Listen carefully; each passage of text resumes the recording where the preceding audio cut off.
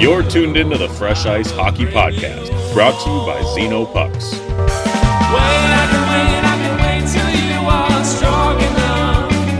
Here are your hosts, Andy and Brian Matusi.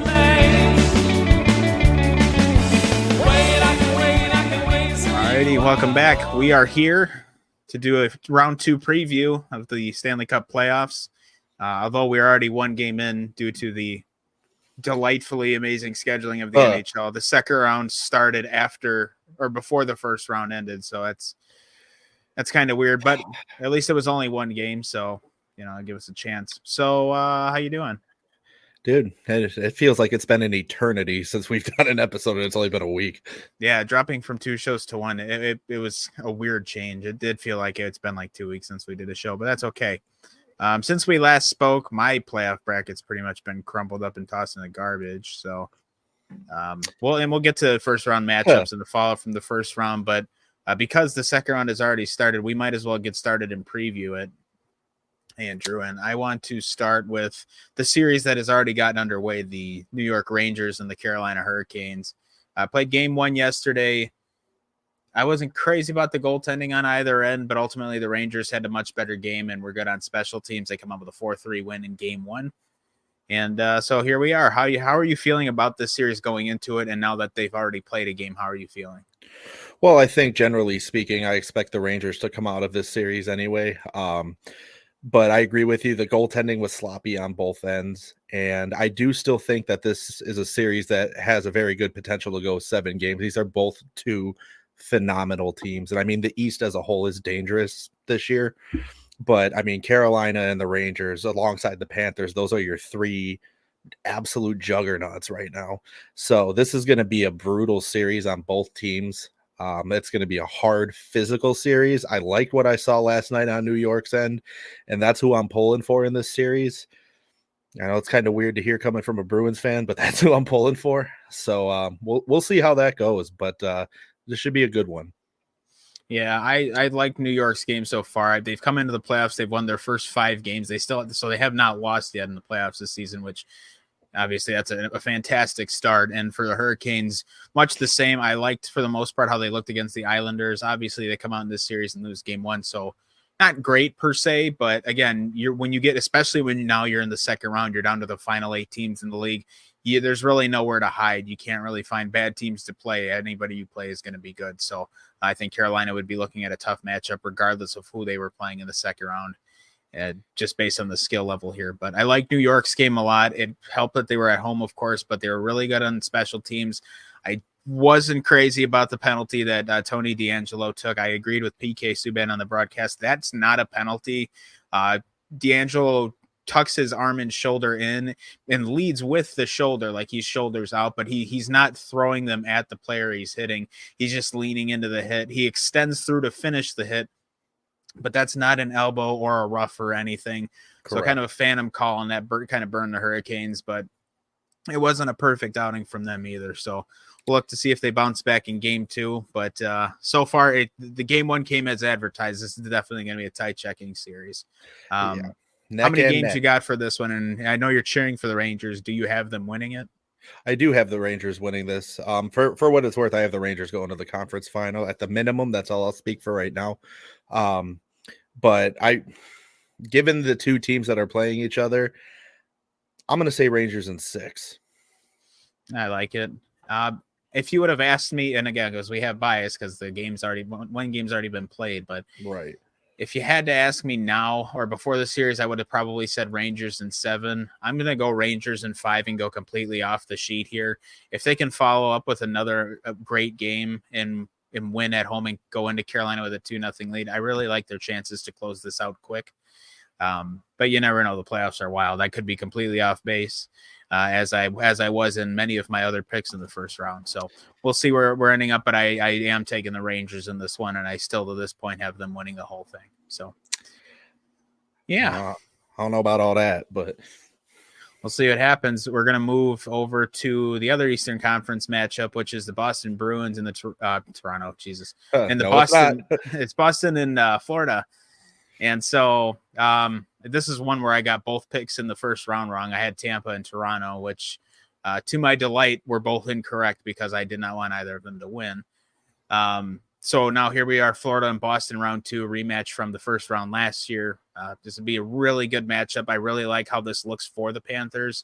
They played really well against Tampa Bay, who is a very well-seasoned playoff team. They come into this really well rested. They had the better part of the last week off, so they had time to rest and recuperate. It looks like the only guy not ready to go for game 1 is Sam Bennett.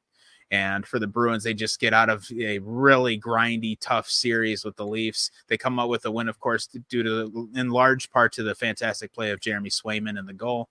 But now the Bruins come into this as the underdog, as the lower seed. They're going to start these first 2 games in Florida against a team that's been relaxed and probably sitting on the beach the last 5-6 days. Yeah, and this is I don't want to say a nightmare scenario for me, but it's going to be interesting because these are my 2 favorite teams, and this is the gamble you take when you root for 2 teams in the same, not just conference, but in the same division for that matter. But see, Florida, it doesn't pay to be a fake fan. Okay, shut up.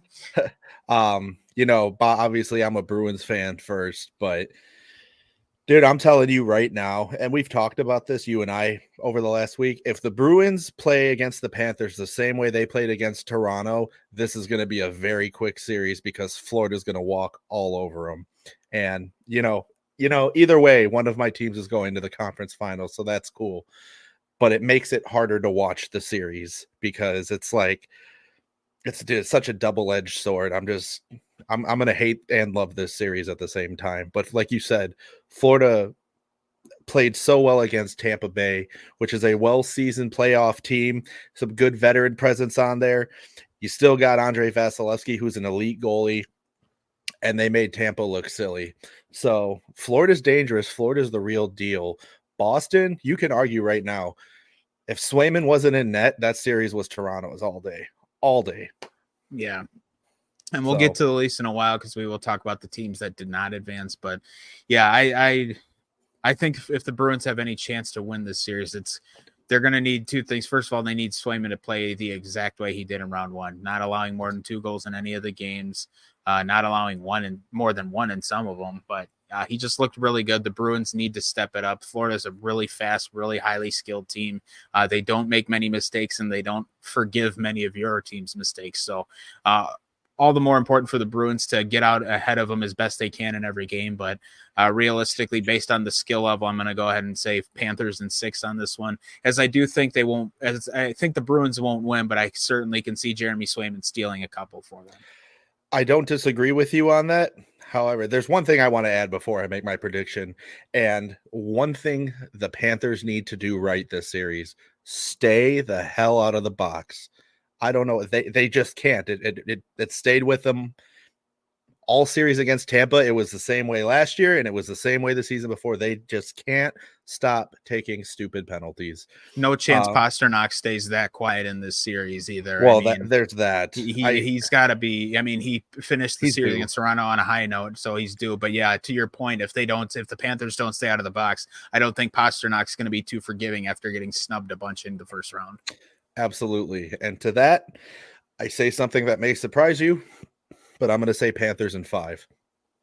Panthers in 3. I like it. Okay. All right. Let's move to the Western Conference. And I was right on both of these. I was sad I was right about Vancouver, but we are looking at an all Canada series here. Edmonton makes quick work of LA, and Vancouver is able to outlast the Predators and was a really low scoring affair. But we get an all Canadian second round, which means we're going to have we're going to have one team for sure in the conference finals now, or one Canadian team in the conference finals now, which is kind of cool. Looking at this matchup, I like this for Edmonton in every respect. Obviously the Canucks are probably a more soundly structured team, but you don't know the status of Demko yet. You don't know what Shelovs is really going to be based on his workload. I mean, he looked fantastic against the Preds for what it was worth. But we know what the Oilers' MO is. They're going to come out, they're going to throw 1,000 shots at the net, and they're going to beat you down. And that's usually enough to win them games. Right. And even if the Canucks don't have Thatcher Demko, I think there's still something to be said for Casey DeSmith. I like the way he looked in the Nashville series. He might not play though. It's probably going to be Shelov's. Well, I mean, Shelov's played the last 2 games for them. I don't see a world where DeSmith gets back in the net unless Shelov's gets injured. Well, and I mean, we'll see too. Like I said, their backup options aren't bad options. No, that's my point here. So, but Edmonton, like you said, is going to absolutely pepper that net with shots. And I mean, ultimately, I have Edmonton coming out of this series. I was a little surprised, the first round with Vancouver and Nashville, that it took as long as it did on Vancouver's end. But like you said, low scoring affair. It just is what it is. But I think this is going to be another series like the Rangers and the Hurricanes, where it's going to be a very neck and neck affair the whole way through. This is another one I can see going 7 games. That's not what I have it going, but it won't surprise me if it does. With that being said, Edmonton in 6. I like it. I like the pick, and for what it's worth too, I do like the way Vancouver. Again, I like the way the team is structured. So I don't think they blow me away in any particular fashion, but they have a really skilled top 6. They're looking for more out of Pettersson, and they want to keep getting more out of Besser and JT Miller, and they want to keep filling in the net. Obviously, you have Quinn Hughes on the back end, who's obviously the anchor to that blue line. He's just a fantastic player. He's a great skater. He's got a great offensive mind. But I say all that to say that, listen, it's an all-Canada series. There's already really bad blood between both of these teams. There's going to be tempers flaring. That kind of series plays more to Edmonton's style, as they have very chippy guys that can get into those nasty battles, and they have the guys that'll absolutely destroy you on power play. So when it gets nasty and they're able to draw a penalty out of Vancouver, they're going to have Hyman and McDavid and Draisaitl make them pay. And so for all the great things Vancouver can do right, I'm still going to take Edmonton in 7 in this series. I like that pick a lot. So we'll have to watch that one closely. That's going to be one of my favorite series throughout this entire playoffs, I think, mostly just because I'm going to be pulling hardcore for the Oilers and Connor McDavid. Yeah, that's fair. So now we'll get to the last series, and like the Eastern Conference, my bracket, I picked one matchup completely correct, and I picked the other one completely incorrect. So in this second round here, we have the Avalanche against the Dallas Stars. For myself, I thought the Jets were going to the Cup, and now my bracket instantly got destroyed in 5 games. We'll get to the Jets. But for this matchup, Dallas comes in to knock off the defending Stanley Cup champion Vegas Golden Knights. They come out. Jake Ottinger rebounded really well. When we talked in our playoff preview show, we mentioned how important it is for Ottinger to stay on his game. I largely thought he did that in this series. I didn't like how he looked on a few of the goals throughout the series, but overall he was a really calming presence. And for how easily that series could have gotten away from Dallas after they went down 2-0, he held the fort, and they did what they needed to do. And it took 7 games, but here they are going up against one of their biggest rivals in round 2. Yeah, that's going to be it's just like all these series are absolutely insane. It's pretty much sticking to the trend of the regular season. Everything was just fucking nuts this year. And it's to say it's no different in the playoffs this year. I think Colorado Dallas is going to be a bloodbath. That'll be a good one. I'm hoping each game is like 7-5. Oh, dude, I'm willing to bet that these are going to be high scoring games for this series, mostly because, again, we know how Georgiev can be. And Ottinger, we'll see how he does against a team like Colorado, who offensively will just destroy you if you let them. So I think this is a good matchup. This is a big pivotal point for Jake Ottinger in his career. And there's a couple young guys in Dallas too, like looking at Robertson and Johnston. This is their chance to really make and leave their mark. Johnston already I just saw a stat, he's not even 21 and he's got 2 Game 7 goals in his career already. More so for Jason Robertson and Jake Ottinger, this is their chance to prove how elite they are. We know they're good players, but Ottinger in the big moments has faltered previously. But he's obviously righted that ship a little bit, because now he comes out, plays great in Game 7, gets the win, only allows 1 goal. He needs to keep that going. And I'm going to be extra critical of Dallas, given they're my favorite team's biggest rival, and I watch closely what they do. But for Jake Ottinger, it is imperative here that he locks it down in this series like he did in round one, because if he can't, Colorado, in the same fashion as Edmonton, will just run you right the hell over. So this is Jake Ottinger's chance to ascend to the best of the best in goalies. We know he's good. We know what his potential is. We know how great he can be. This is his chance to cement himself and do what Connor Hellebuck just couldn't do this playoffs. Yeah, we'll get into Connor Hellebuck because I got we will. We'll get to the Jets later on, but overall, this is probably the series I had the toughest time picking. You know, I thought for sure the Jets were going to the Cup final and how well Colorado came out and beat them.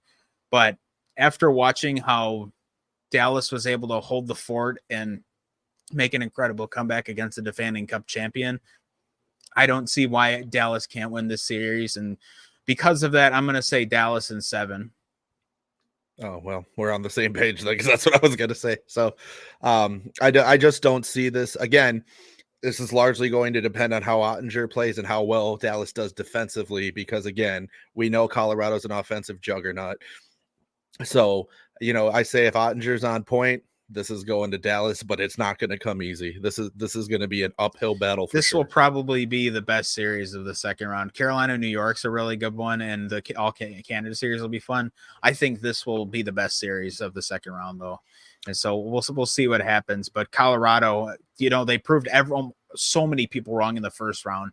And really, other than game one, Georgiev's been one of the best goalies in the playoffs. So, it could come out. I mean, we could be talking in 2 weeks again that Colorado just ran over Dallas. I mean, I didn't think they had a chance against Winnipeg, and they beat them in 5. So I certainly, as much as I think Dallas will win this series, I will not at all be surprised after what Colorado did to the Jets. I will not be surprised if they do the same to Dallas either. But as a smart man, I'm going to go ahead and say Dallas here for round 2. Yeah, Dallas in 7, and here's to hoping that all the dogging we did on Georgiev throughout the season doesn't come back to bite us in the ass. Yeah, I was going to say, watch him have a Conn Smythe run now. So Jesus. There are 8 teams left in the playoffs.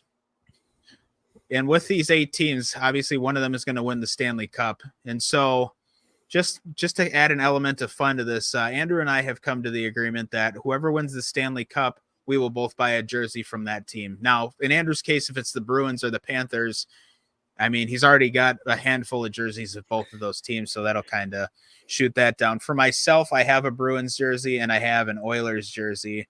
Looking at the rest of these teams, I don't think I have any of them. So there's a 3 out of 4 chance overall, 75% chance that where each of us is buying a new jersey at the end of this. But I think it'll just add an element of fun. I really hope I don't have to buy a Dallas Stars jersey, because I'll just have to donate it after I wear it on the show. Well, I hope the Panthers or the Bruins win it so I don't have to do shit. Yeah, well, I would assume you'd want them to win because of your favorite teams. Well, that too, but Yeah, so we'll see what happens. But I just figured that we figured that'd be a fun way to kind of add some fun to this, given that our playoff brackets were kind of a mess anyways. We can do something that's fun since our brackets are pretty well out I have something to add to that. My bracket is not out the window. Of the 7 brackets I did, I have one that was perfect. Oh, here the guy that bought 50 lottery tickets. It's like, man, I almost hit on some of these. But the one that when we did our bracket previews, the bracket that I used for that show is the one that's perfect. So it's still, you picked them all right in round 1? I picked them all right in round 1 with the exception. You took Colorado over the Jets? I took Colorado over the Jets, and I took Dallas over Vegas because I can.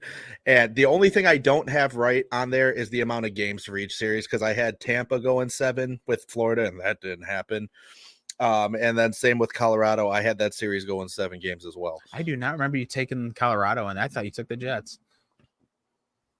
Maybe I got to go back and look. I think you got to go back and look. I am almost certain we were all in agreement that the Jets had no chance of losing that series. But either way, I mean, hey, even if that's the case, 7 out of 8 is damn good. So keep riding the wave. All right. So, but we're gonna kind of dissect the teams that lost in the first round now, and we're gonna slowly go through each one here, or not slowly go through each one, but we'll go through each one, talk about what they did wrong in this series, what they need to do this offseason, and we'll go from there. But first, let's take a moment to mention our sponsors. Yay. All right. As always, Fresh Ice is brought to you by Xenopucks. I don't know if I'm holding that right side up. I think I am. Looks like it. Xenopucks, if you don't know by now, Make a high-quality, top-tier off-ice practice puck meant for use on virtually any off-ice surface, whether it be the floors in your house, carpet or tile or hardwood, or if you want to take it outside, out front of your house, maybe in the garage, you can use it on concrete or asphalt. I've seen people use it on dirt and turf. I don't know why you'd want to do that, but if you want to, you can. We don't recommend you use this for a game because it's pretty hard. It is not made out of rubber.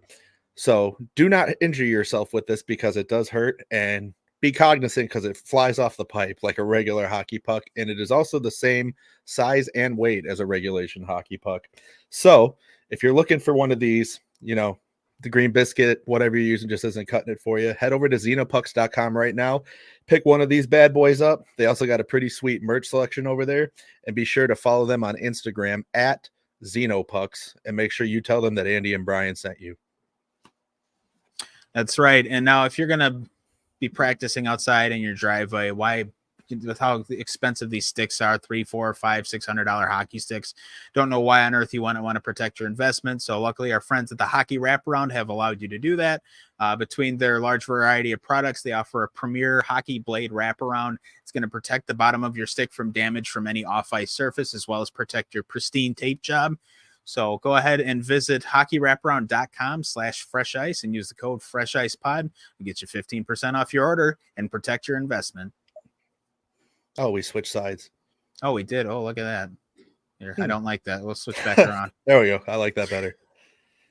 All right. Boy, I don't know why it did that. But anywho. All right. So now let's move and we'll do our lighting tough look of the week because that will segue into us breaking down the teams that lost in round one. Who's the tough look of the week? Brought to us by. Tough look of the week, as always, is brought to you by Lighting's Property Management out of Kenosha, Wisconsin. For all your landscaping, lawn care, and snow removal needs, give Lighting's a call. They do it all, except answer the phone when I call. Yeah, well, and for good reason, too. I mean, if you looked at your caller ID and saw that, you'd probably just throw your phone away. Yeah, that's what I do. Either. So, all right. So the tough look of this week is Mitchell Marner, forward from the Toronto Maple Leafs. The series goes 7 games. The Leafs play an excellent game 5 and 6. A really good game 7, I thought, an all-timer. That was a really tight checking game. Both those goals in regulation were, a minute and a half apart. Overtime comes in, and Lindholm launches the puck down the ice. And between Morgan Rielly, Ilya Samsonov, and especially Mitch Marner, nobody picks it up, and David Pastrnak dumps it into the goal for the OT game winner and series winner. Mitch Marner on the replay completely loses Pastrnak in coverage, does not back check worth shit, and is the first one staring in the back of the net when the puck's in there after it was all said and done. And then he followed it up with a greatest hit at the postseason media availability by saying that the players on the Leafs are looked up to as gods in Toronto, which I think I know what he was trying to say is just that they're idolized by the city and loved and revered despite being the Leafs. And I get what he's trying to say, but wow, did that come off horribly. And to make it worse, it pretty much seems like those sound like the words of a guy who's on his way out anyways. Just that extreme level of candor and carelessness, the way he was describing that, I just thought reeked of a guy who knows he's on his way out. And I thought a lot of what Sheldon Keefe had to say in his media availability kind of said the same thing. But yeah, Mitch just with a rough couple of days. And so he earns our tough look of the week. And since he was our tough look of the week, we'll start with the teams that lost in the first round, and we'll start with the Maple Leafs. So here's how we got here. The Leafs come out in this series. They win game 2 after losing game 1. They lose both games at home in Toronto. They just looked vastly behind Boston in this series. They come back and they win game 5 in Boston. They win game 6 in Toronto. They have great play from Joseph Woll in that.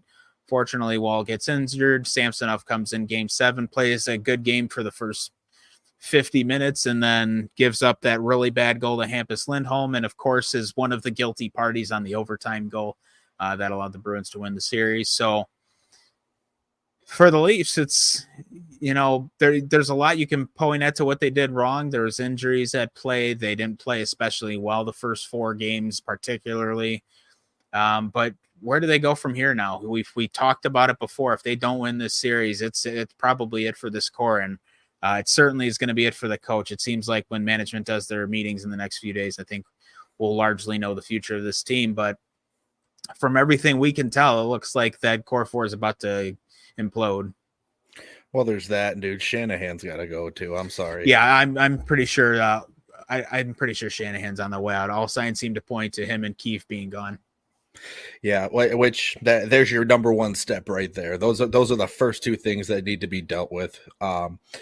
As far as the core goes, I mean, they're so wrapped up cap wise in these same four players who severely underperformed in the playoffs. I mean, Matthews, you give him a little bit of an excuse because he didn't play because he had whatever undisclosed illness. I heard it might have been mono. Who knows? Honestly, who cares? The series is over. One thing I just want to address right now, I've seen this a lot on social media. I've had other friends of mine send this to me, this damn video clip. Look, that goal Pasternak scored on, no, it should not have been an icing. Yes, the puck was fired from behind the red line. However, Pasta won the race to the puck and touched it first because everybody on Toronto was just like, yeah, also Nylander, I saw a clip of Nylander just rolling into the zone. It's not his responsibility to back check there. His job is to stay high at the point and cover the high forward. I know it looks bad just when they put him on the ISO cam, but realistically, his job is not to be crashing the net. It should be Riley, who's the defenseman, and Marner, whose guy is to cover is Pasternak on that play. So, and yes, for Christ's sake, Samsonov should have been coming out to play that. That puck should have never even gotten to Pasternak. But yeah, well, yeah, that's to your point, that should not have been an icing at all. Great hustle by Pasta and a slick feed with not a lot of room to put it in the net. Absolutely. And that honestly, that goal should have never happened. You factor in all of that. That goal should have never even happened. Mitch Marner didn't back check on it. I get it. He wasn't covering Pasta, but here's my thing. Like you said, Samsonov should have been coming out to play that. Ultimately, that falls on Samsonov 100% at the end of the day. That goal should have never happened. And no, it shouldn't have been an icing unless Pasta didn't win the race with the puck. But see, here's the thing. It would have been an icing if had Marner or Riley back check, that would have been an icing, and Samsonov would have. And if I'm Samsonov, part of my thought process is why the fuck is nobody dropping back to defend? You have three guys at the blue line and nobody's dropped back into the zone when a defenseman is winding up to take a slap shot from his own end. So yeah, it was a mess anyways, but for the Leafs, I mean, they're going to be they're going to be an absolute fire sale this offseason, much in the way the Jackets are going to be. So I think it'll be more fair to assess this team at the start of next season when we know what they have, because the way they look now is simply not going to even be close to what they look like in the fall.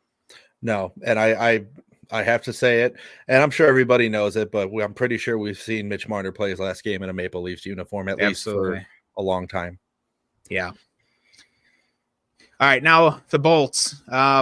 Boy, did I drop the ball on this. Now, had I known that half the roster was apparently in a car accident with all these fucking injuries they had, I would have taken the Panthers in the series. But nonetheless, I think for Tampa Bay, look, the biggest question mark is Stamkos going to stay around? The core is not getting any younger. I don't want to call them old, but they're not getting any younger. But realistically, this group is good enough and has the talent. I would run it back with the same exact team next year. If you can get Stamkos to resign, great. If not, it is what it is. That's a really high skill level player you need to replace, because for this core to function, you need that big shot that Stamkos provides. Whether it's him or whether it's somebody else of high caliber shooting skill like that, you need to plug that hole. But healthy, I think this team can run it back and run it deep next year. It just did not work out for them this year. And to compound it with the fact that they played a team that was as skilled as the Panthers are, they just really never had a chance. Yeah, look, if you're a Bolts fan, ultimately there's really nothing to be ashamed of here. The Bolts are still a very good team, a solid, deep team. Like Brian said, they were pretty fucking banged up. And I mean, that's all stuff that never comes out until a team's eliminated anyway. But to be playing with the amount of injuries they had and the types of injuries they had is absolutely insane. And they were still able to squeak one out against Florida. So I say there's nothing to be ashamed of here. I still think the future is promising for Tampa. Yeah. And as far as Stamkos goes, this is just my opinion. I don't see any scenario where he goes anywhere else than Tampa. I think he resigns. if he resigns there, they're probably going to want him to take some level of a discount. And I think that's where if he doesn't stay, that'll be the contention point, is that he knows he's worth a ton. And probably 31 other teams in this league would want to pay him a ton. But for Tampa Bay, look, they've mortgaged a lot of their future between the Tanner Jeannot trade and just bringing in assets to bolster them to try and make repeat runs. They've gambled a lot of their future. They traded prospects. They've traded draft picks. It's kind of the reason I want them to try and run it back with this group, whether it's with or without Stamkos. They really can't bank on building for the future quite yet. They need to wait a few more years when they can start having some of their own draft picks again. So I think before this core gets to the point where it's too old to make a run, I think they need to really have another go at it. And that's why I would not be disappointed with the Stamkos re-signing. I'm just interested to see how much money they spend, because we know the cap's going up and everything. But I truly think, and I don't think they're dumb, and I think they're really well run. So I think in that war room, they know they have what it takes to make a deep run. They just got to be healthy. I don't disagree with you one bit. I will say, if he doesn't re-sign in Tampa, I'm very intrigued to see where he ends up. Yeah, we could speculate all day, but yeah, that one will have to wait till July 1st if he doesn't re-sign. Correct. All right, let's move on. We'll be real quick with these two because they both kind of got tossed around. First, the Washington Capitals. I mean, are we even going to really talk about this? No, I just want to say, look, it's cool they made the playoffs, but Ovechkin held without a point for the first time in the playoffs for the first time in his career. There was never really a chance there unless Charlie Lindgren didn't allow any goals, and obviously that wasn't the case. So for the Capitals, they were very obviously the worst team that made the playoffs, and there's nothing wrong with that. I mean, 16 teams make it in. They happen to be one of those teams. It is what it is. I think most other teams that could have played the Rangers in the first round would have suffered a similar fate. But at the end of the day, Washington there was just a valley of a difference in talent between them and the Rangers. And there's much in the same way. I don't think Tampa needs to hang their heads. I really don't think Washington does either. They're just not at a point right now with this group where they're ready to compete. And the fact that they didn't lose every game in the series 7-0 says something about the resiliency of the group. Yeah, like I said, I said about the Bolts, I'll say about the Caps. There's nothing to be ashamed of here, too. I mean, everybody kind of saw where this was going right from the start. It's a team that barely squeaked in, and I mean, the main reason they squeaked in is because Detroit crapped themselves multiple times towards the end of the series or end of the season. And you're coming in again. You're the lowest seeded team and you're playing the New York Rangers. You did that could have been any team and it probably would have ended the same way. That's the worst first round opponent you could have asked for is who they got. So nothing to be pissed at. Like I said, with the Caps, we said this last week. Now just enjoy the OV record chase. That's what you should focus on. That's what the next few years are going to be all about. And that's going to be fun. 2 seasons more than likely. Yeah, I can't wait to see. Yes, and that's going to happen on your team, so you should be happy about it. I'm not talking to you, Brian, just talking to people. Yeah, talking to Caps fans. Yes. The New York Islanders, look, they came into the playoffs really hot, and normally when you come into the playoffs hot, that bodes well for your team. I always, from the beginning, and when I saw this matchup, thought the Islanders were going to be the exception to this rule. I really didn't see a scenario play out in my head where they were going to best Carolina. I know they came in hot, but the talent, again, we talked about the difference in talent between the Rangers and the Capitals.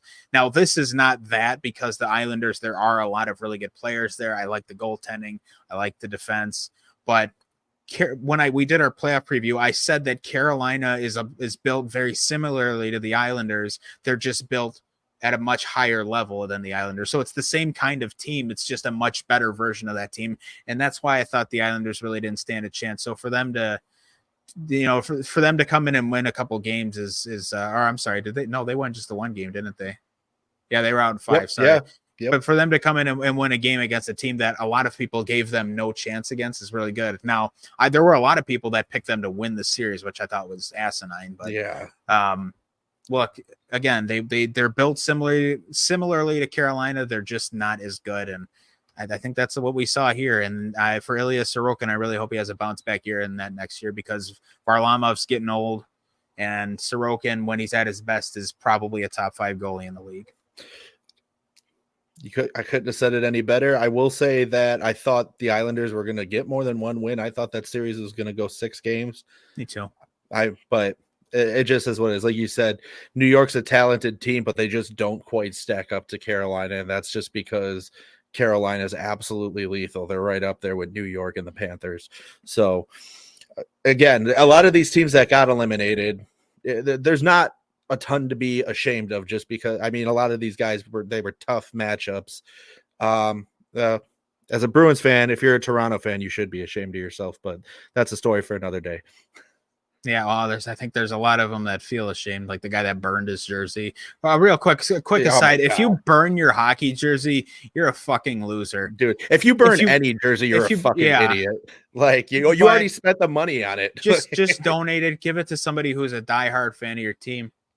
If you don't want it, great, don't burn it. Don't be a fucking loser. Yeah. Well, you are a loser, but don't act like one. Yeah, I was gonna say don't act the part. Don't be a self-fulfilling prophecy.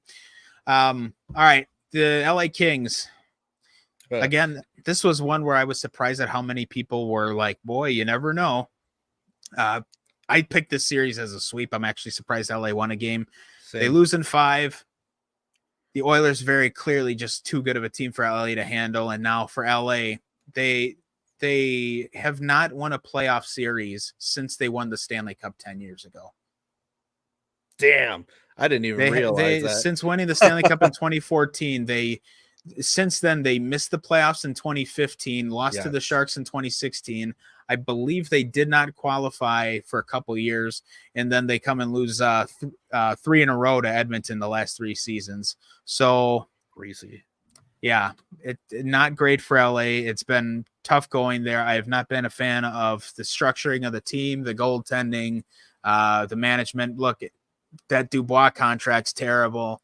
The Kings, and we'll talk about this in the offseason because we'll have to wait and see what happens. And there's a lot of specifics with Dubois and if they try and buy him out. But Rob Blake needs to lose his job there. I mean, he's just done a piss poor job running this team. He tried to address their center depth issues, but he went about it completely wrong and brought in a guy who's absolute poison to the team.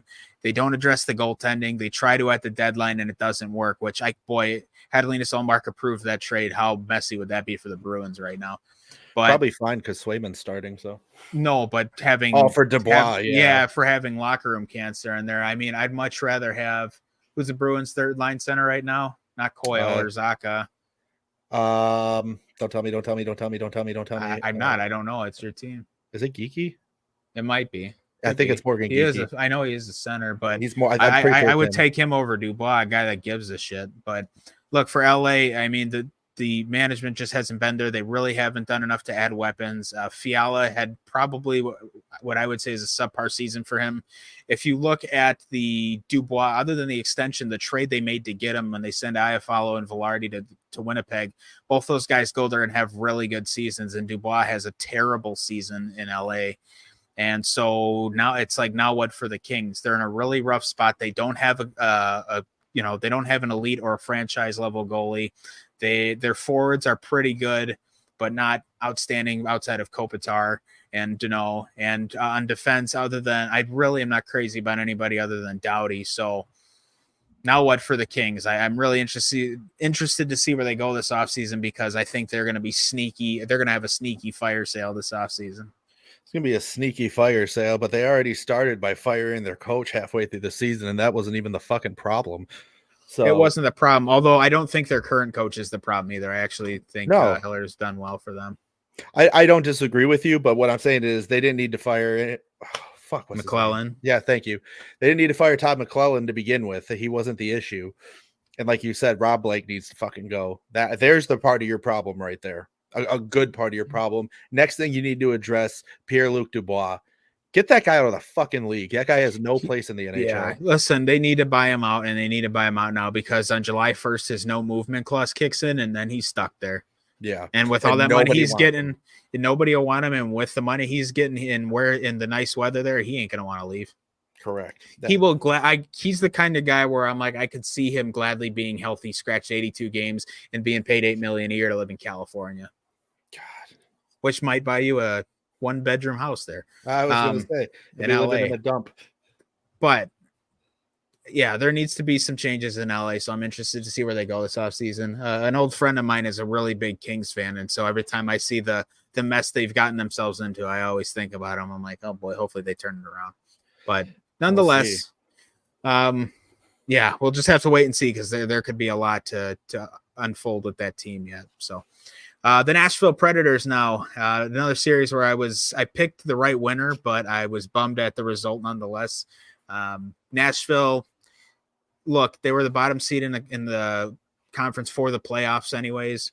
They go up against Vancouver, who just they were not the bottom seed, they were the top wild card, excuse me.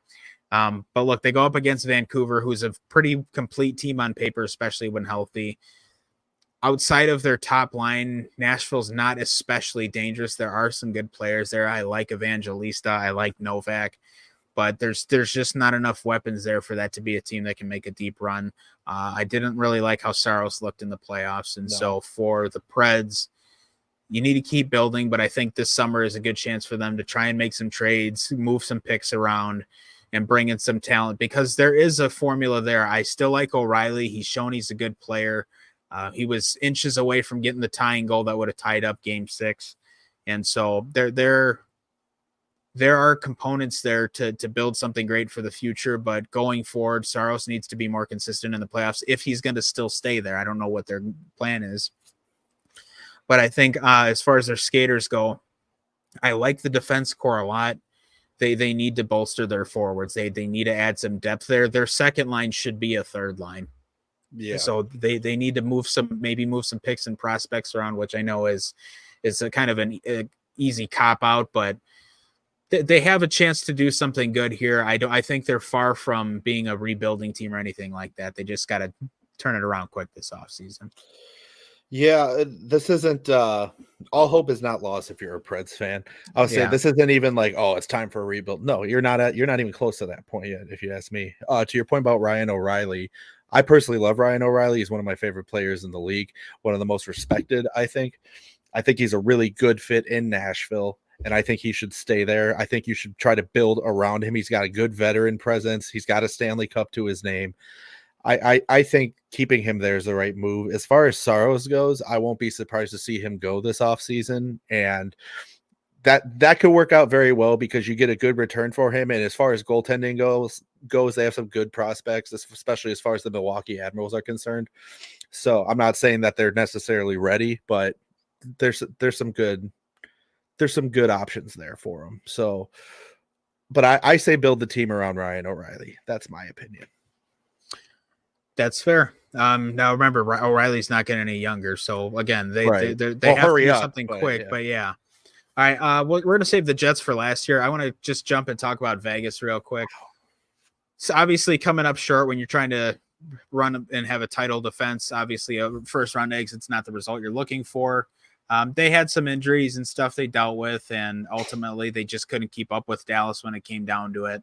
They let a really good series lead get away from them. And so for them, I really don't think too much needs to change. I just think they need their best guys to be their best players. Eichel was not as good as I thought he'd be. The whole top line was kind of a letdown. You know, has Marchessault played his last game in Vegas? There's a couple variables they're going to be looking at this offseason, but this is certainly a team that's gifted enough to make a deep run again with some tweaks. Absolutely. I think this one kind of caught everybody off guard. I know there are a lot of snobs out there like, oh, the cheaters, the cap space cheater. Shut up. Look, well, and to that point, hey, listen, if they're going to cheat if they want to cheat the cap again, that's fine. I mean, obviously we know they can make the playoffs, so let's see what kind of damage they can do. Well, and on top of that, obviously it had no effect on anything this year because they were still a first round exit. So I just want everybody to shut up about the cap space stuff. And I'm not a Knights fan by any stretch. I'm just saying every team had the opportunity to do the same thing. Regardless, Vegas is an excellent team. They're stacked through and through. And I think it was a rough ending to the year for them. Just caught a bad break. I think next season they're going to make a much deeper run. I am interested to see what happens with Marchessault, though. I was thinking about that earlier in the week, and I'm like, where does he go from here? Back to Florida? No, I'm just kidding. Also, I'd like to just say that I was right the whole time when I said they should have played Aiden Hill over Logan Thompson. Listen, yes. Thompson had some really good games in this series, but you saw the way Aiden Hill was in game 6 and 7, a 1 goal allowed in a 2 game span, 2 goals allowed in a 2 game span, including a shutout. I mean, how the hell can you ask for anything more? So, that's the guy you win the cup with. You really should have given him the net. I know Thompson was better as of late, but the playoffs are a different animal. But we'll see what happens. Like I said, Vegas, much in the same way. I think Tampa is perfectly built to run it or make another deep run. I think Vegas is kind of in the same court. Yeah. So that leaves us with the Winnipeg Jets. And it's already the wheels are already kind of falling off the wagon here. They come into the playoffs. They fall flat on their face after game one. They have a good game one and get the win. They score 7 goals, but allow 6, which is not great. But then they lose 4 straight to Colorado. Hellebuck was terrible in every game, a sub 850 save percentage for the series, I believe. Not even close to what we expect from when we think of Connor Hellebuck. And to make things worse for the Jets now, Rick Bowness officially announcing his retirement from the NHL after 38 seasons of coaching between assistant jobs and head coaching jobs.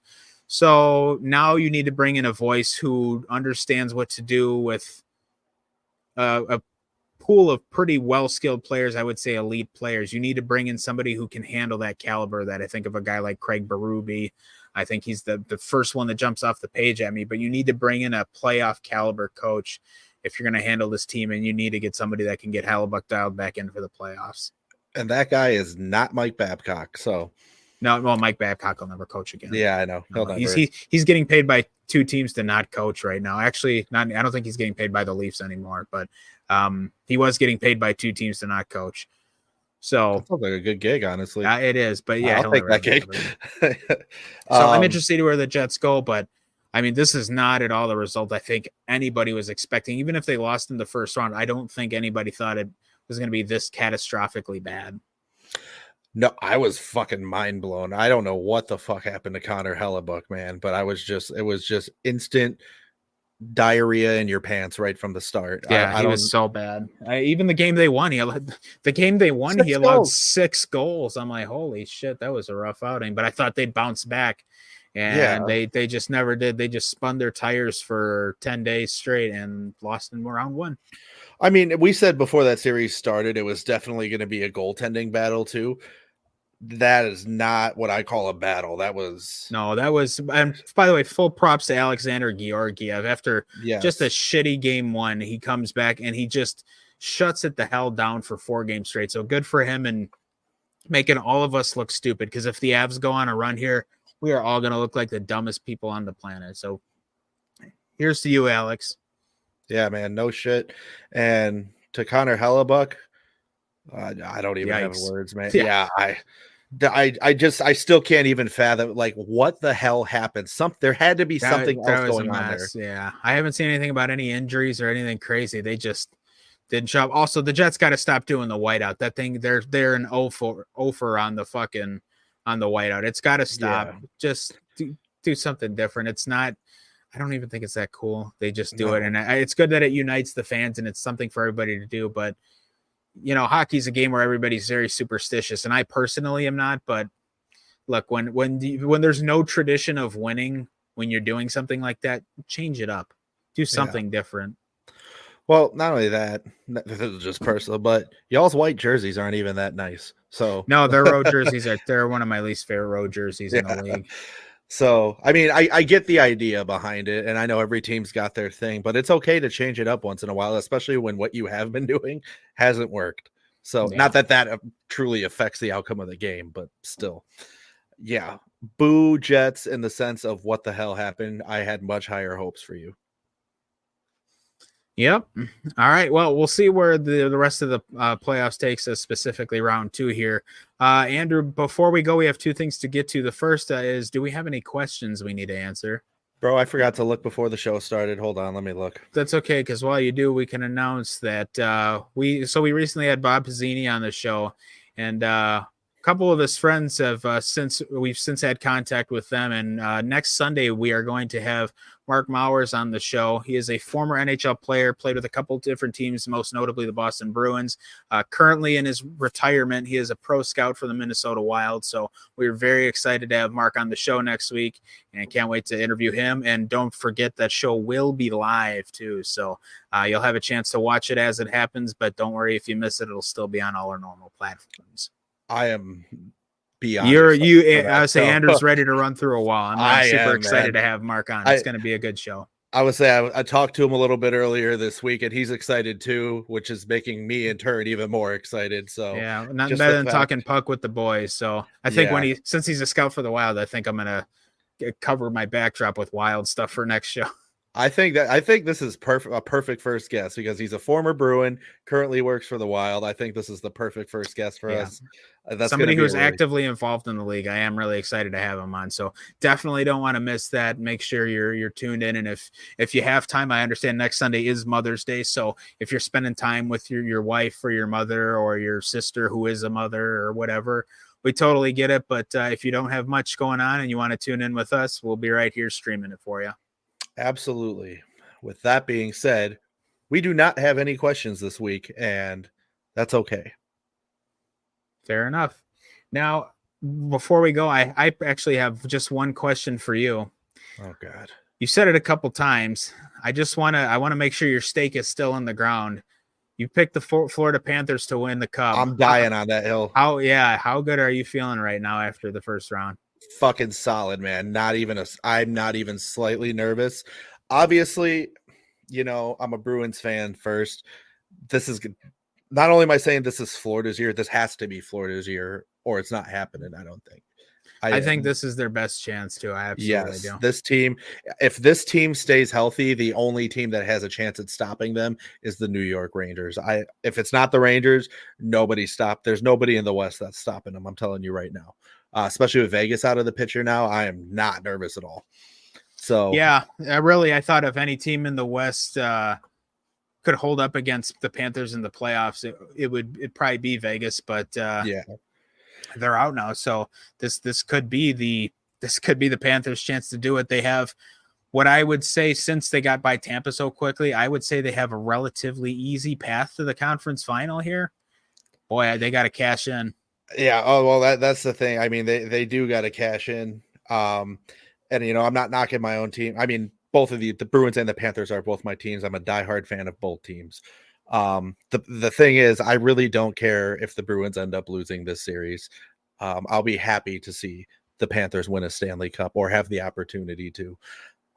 So, when we did the show with Bob on here, one of the last things I said was go Panthers and go Bruins. That was when they weren't playing each other. Now that they're both playing each other in the same series, I just would like to say, I hope both teams have fun. Okay. I just hope everyone has fun. Yeah, by the way, I just want to mention too, I got the Team USA World Cup jersey behind me. The IAHF World Championships start this Friday, so go USA. And if you're from Canada, go USA. Cheer for the USA. So listen, Canada won the U18 Worlds. They can give us a break and let us win the men's world. So yeah, that'll be started by the time our next show comes around. That'll already have been underway. So the tournament will run the 10th of this month through the 26th, I believe, is the gold medal game. So we'll probably drop some updates on that as it unfolds, but obviously they still got to get through group play and everything like that. So yeah, with that, I believe we are all done though, unless you got anything else. No, I'm just already sick to my stomach for this Bruins Panthers series. So I'm ready for the second round to be done already. And as a guy with no dog in any of these fights now, I can't wait to watch. So yay. All right, everybody. We will see you next Sunday. Remember, we will be live. Follow us on social media, Instagram at Fresh Ice Hockey Podcast. You can follow me on Twitter and Instagram at Brian Fresh Ice. And of course, get your questions in. We will gladly answer them either on the YouTube comments or email us contact at freshicehockeypodcast.com. And we will see you next Sunday. Take care and comb your hair.